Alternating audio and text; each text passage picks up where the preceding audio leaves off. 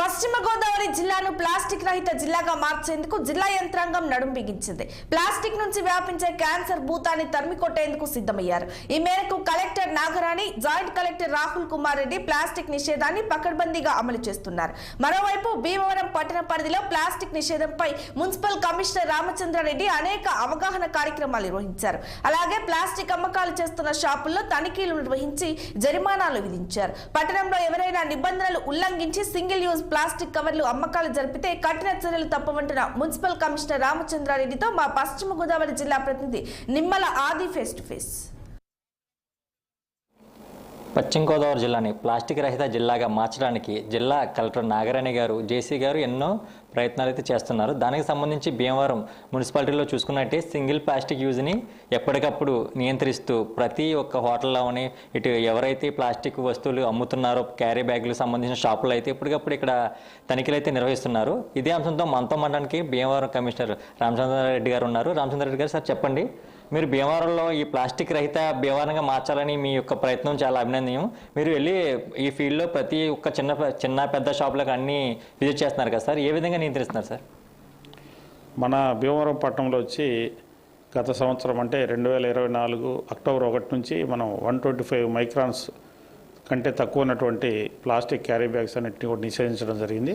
అలాగే మన గౌరవ కలెక్టర్ గారు, జాయింట్ కలెక్టర్ గారి ఆదేశాల ప్రకారం, అలాగే మన గౌరవ ఎమ్మెల్యే గారి సపోర్ట్తో ఫిబ్రవరి 1వ తేదీ నుంచి సింగిల్ యూజ్ ప్లాస్టిక్ అంటే మనము దాని యొక్క ప్లాస్టిక్ యొక్క మందం మైక్రాన్స్తో సంబంధం లేకుండా సింగిల్ యూజ్ ప్లాస్టిక్ మొత్తాన్ని కూడా బ్యాన్ చేయడం జరిగింది.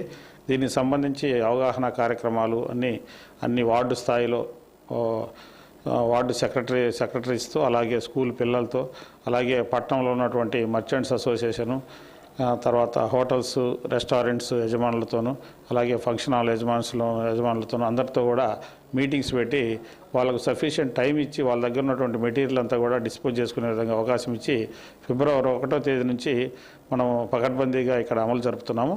సార్, ప్రజలకు ఇచ్చే సందేశం ఏంటి సార్ ఈ ప్లాస్టిక్ మీద? మీరు అంటే మనందరికీ తెలుసు, ఈ యొక్క ప్లాస్టిక్ వల్ల అంటే ఇది కార్సినోజెనిక్ మెటీరియల్. ఈ రీసెంట్ కాలంలో కేవలం క్యాన్సర్కు మెయిన్ కారణం అనేది ప్లాస్టిక్గానే అందరూ నిర్ధారిస్తున్నారు. కాబట్టి ఈ ప్లాస్టిక్ భూతాన్ని మనం తరిమేయడం కోసం మన భీమవరంను పూర్తిగా ప్లాస్టిక్ రహితంగా పట్టణంగా మనము నిర్మించుకోవాలని అనుకుంటున్నాం. కాబట్టి ఎవరైనా దయచేసి ఇక ఎక్కడా కూడా ప్లాస్టిక్ సంబంధించినటువంటి వస్తువులు దయచేసి వాడద్దు. మనకు అన్ని రకాలు ఇప్పుడు సింగిల్ యూజ్లో మనం ప్లాస్టిక్ ఏమేమి వాడుతున్నామో ఐటమ్స్ అన్నీ కూడా సేంద్రియ పదార్థాలతో తయారు చేసిన ఐటమ్స్ అన్నీ కూడా అవైలబుల్గా ఉన్నాయి మార్కెట్లో. ఇంకా ఎవరికైనా మీకు ఎక్కడైనా ఆ మెటీరియల్ దొరకలేదు అనుకున్నట్లయితే మన మున్సిపాలిటీ వారిని సంప్రదిస్తే ఏ కంపెనీల వాళ్ళు మన పట్టణంలో అందుబాటులో ఉన్నారో వాళ్ళందరికీ కూడా తెలియజేస్తారు. కాబట్టి అటువంటివే వాడాలని, మన పట్టణాన్ని పూర్తిగా ప్లాస్టిక్ రహిత పట్టణంగా చేయడంలో అందరూ సహకరించాలని కోరుకుంటున్నాను. ఎటువంటి ప్లాస్టిక్ని వాడవద్దు అని, మన పట్టణాన్ని ప్లాస్టిక్ రహిత పట్టణంగా క్యాన్సర్ బారిన పడకుండా ప్లాస్టిక్ నిషేధించాలని భీమవరం కమిషనర్ రామచంద్రారెడ్డి గారు అయితే మనతో తెలియజేశారు. కెమెరామన్ ఆది 60 భీమవరం.